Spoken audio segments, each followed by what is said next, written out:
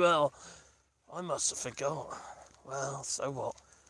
I wasn't going to go live, but this is a quickie, because this is something that somebody said in the comments to a previous video, where they commented on the fact that I said that protest doesn't have much effect. And their comment, what they basically said was, if you believe that, you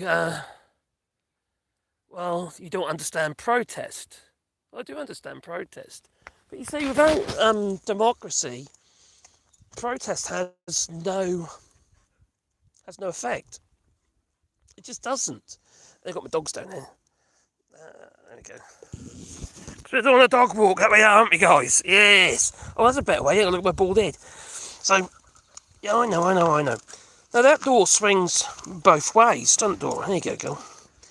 You know, without, obviously the ability to protest, you're not going to have, there's no democracy. But if, for instance, you've got a broken democracy, a democracy that isn't functioning, like we're seeing with what's going on in the United States, well then, quite frankly, you haven't really got a protest, because what are you protesting? Yeah, if your protest is not going to have the effect, the desired effect, then what is the point? Now, I say there is a point, obviously, in the sense that showing a presence is about bringing people together to fight a cause. But if you think it's actually going to have much effect on the incumbent, the tangerine tyrant, Donald Trump, well, I think you're deluded. I just don't see it. You see, he's ignoring absolutely everything. He's ignoring obviously your rights. He's dismantling systems, and he's ignoring the Constitution. Case in point, you could say about Garcia, who was sent to El Salvador. Like, right across the board, I'm saying, similar problems like this. It's not just obviously in the United States. Look what's happened in, let's say, for instance, Russia. They had a democratic system that's been broken. It's been broken by Vladimir Putin.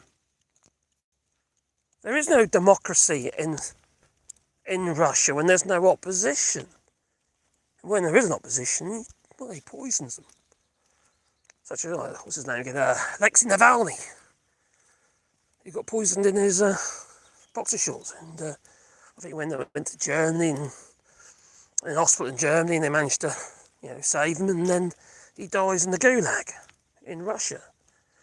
Now, that kind of, that's not a democracy. They don't have a democratic system. They have fake elections. They have elections ready for everybody else to look in and just say, hang on, we're having elections. Oh yes, he won again.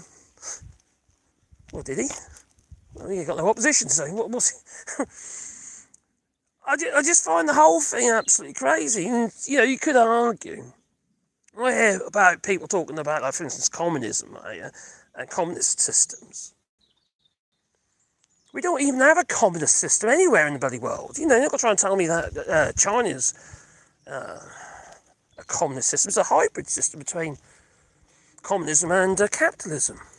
Sebastian, you pervert. Don't do a Donald Trump, alright? Don't grab her by the pussy. No. Yeah, I see you, Dora. I see you. You want to have a treat, do you? Yeah, I know. Ow, it's my finger. Oh, crikey. Ooh, blimey.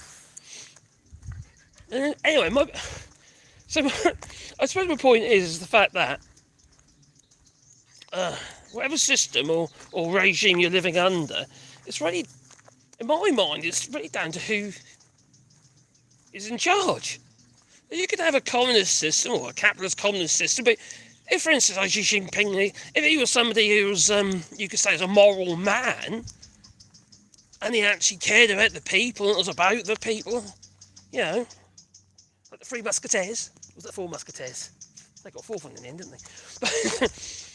Well then, we'd be, Well, it wouldn't be such a bad thing, would it?